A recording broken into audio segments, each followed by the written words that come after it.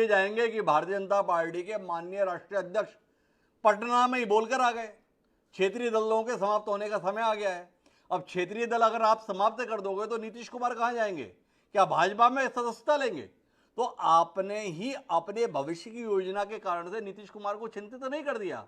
नीतीश कुमार को अपना भविष्य अंधकार में नहीं लग गया, क्योंकि आपके इरादे तो साफ हैं कि आप किसी क्षेत्रीय दल को आप बचने नहीं देंगे। ऐसी आपकी योजना है, ऐसा आपका उद्देश्य है, ऐसा आपका मंतव्य है। क्या आपके इस मंतव्य के प्रकटीकरण ने नीतीश कुमार को राह बदलने के लिए मजबूर नहीं कर दिया है प्रेम प्रकाश जी? देखिए, बिहार में नीतीश कुमार जी से हमारा अलायंस था, कांग्रेस का आरजेडी से, आरजेडी भी क्षेत्रीय दल है। तो आखिर क्षेत्रीय दलों की जो अपनी एक सीमाएं है वो अलग है, लेकिन ये कहीं नहीं कि भाई क्षेत्रीय दल को हम लोग समाप्त कर दे रहे हैं, ये हो रहा है। आखिर मैंने बताया कि हम लोग भी भाजपा अपने विचार को लेकर चल रही है। जिस दल से गठबंधन होता है उसका अपना विचार है और उस विचार को लेकर चलती है। सबकी अपनी की पार्टी की फंक्शनिंग है, लाइनिंग है। तो मैं नहीं समझता हूं कि बिहार में अभी कुछ तत्काल होने वाला है। अब मैं तो आपको 3 बार कह चुका, चौथी बार आखिरी बार कह रहा हूं कि आपके समझ के लोग बड़े कायल हैं।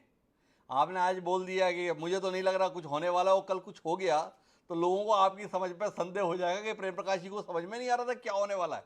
तो इसलिए आप जो भी कुछ कह रहे हैं इतिहास उसे याद रखेगा प्रेम प्रकाश जी। तो जो भी कुछ है पार्टी की रीति नीति को ध्यान में रखते हुए भी, पर आप अपने आकलन के संदर्भ में सचेत रहो, मैं फिर से कहूंगा आपको। देखिए, आकलन अलग है, लेकिन जहां तक बातें हैं राजनीति में, जब तक तो कोई चीज हो नहीं जाती है जी, तो गठबंधन की सरकारों में बहुत सारे चीज होते रहते हैं। अब क्या क्या कारण है, क्या नहीं है, ये तो उस स्तर पे जो लोग वहां पर बैठे हैं वो देखते होंगे।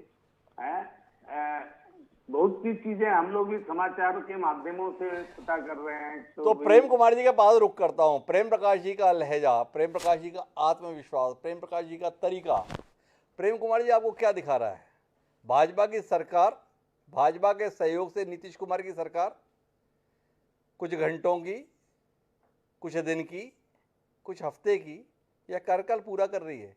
क्या एहसास ले पा रहे हैं आप माननीय प्रेम प्रकाश पांडे जी के लहजे से, तर्कों से,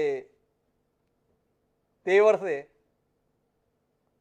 एक प्रकार की पुष्टि है हिमांशु जी कि जो बीजेपी ने अपने प्रवक्ताओं को बोलने से मना किया है जी, तो ताकि किसी कल क्या होने वाला है उससे पहले क्यों कुछ बोला जाए, थोड़ा इंतजार करते हैं। लेकिन कुछ सिम्टम्स हैं जिनसे पुष्टि होगी, प्रेम प्रकाश पांडे जी भी संतुष्ट होंगे हमारी बात से।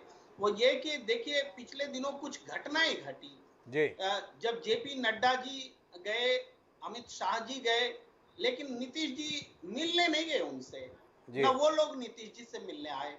एक बात, और नीतीश जी को उस समय कोरोना हो गया था। आजकल कोरोना बड़ा टाइमिंग देखता है, तो वो मिलने नहीं गए। उसके बाद आप देखिए, नीति आयोग की बैठक हुई, संडे को हुई, लेकिन प्रधानमंत्री जी से भी वो मिलना नहीं चाह रहे थे, आंख में आंख डालना नहीं चाह रहे थे। तो एक इसके बाद आप देखेंगे कि जो बिहार में घटनाएं, इन्होंने अपने आप को, नीतीश कुमार जी ने एक तरह से बीजेपी के नेतृत्व से काट लिया, बात की संवादहीनता की स्थिति बना ली। तो ये संवादहीनता जो है ये बताती है कि अब बातचीत खत्म हो गई है। राजनीति में जब ऐसा दौर आता है तो वो डेडलॉक हो जाता है, ये डेडलॉक की स्थिति, और नीतीश कुमार जी ने अपनी राह चल दी है। अचानक सभी आरजेडी, हम, जेडीयू, कांग्रेस, सबके विधायक दल की बैठक जो है आज से कल में हो रही है, तो ये अचानक यूं ही नहीं हो रही है।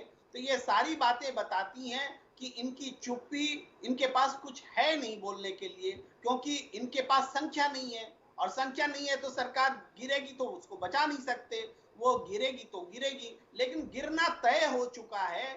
ये जो भादौ महीना शुरू होने वाला है, उससे पहले सावन महीना जो खत्म होगा, जो रक्षाबंधन का जो दिन होगा, उस समय तक सारी चीजें स्पष्ट हो जाएंगी। ये सरकार गिरना तय हो गया है, क्योंकि बीजेपी के हाथ में ये नहीं है, इसलिए वो अच्छा प्रेम कुमार जी, आप ये बताइए कि इस सरकार का गिरना भाजपा के लिए नफा या नुकसान? एक सरकार जाने की दृष्टि से तो नुकसान दिखता है।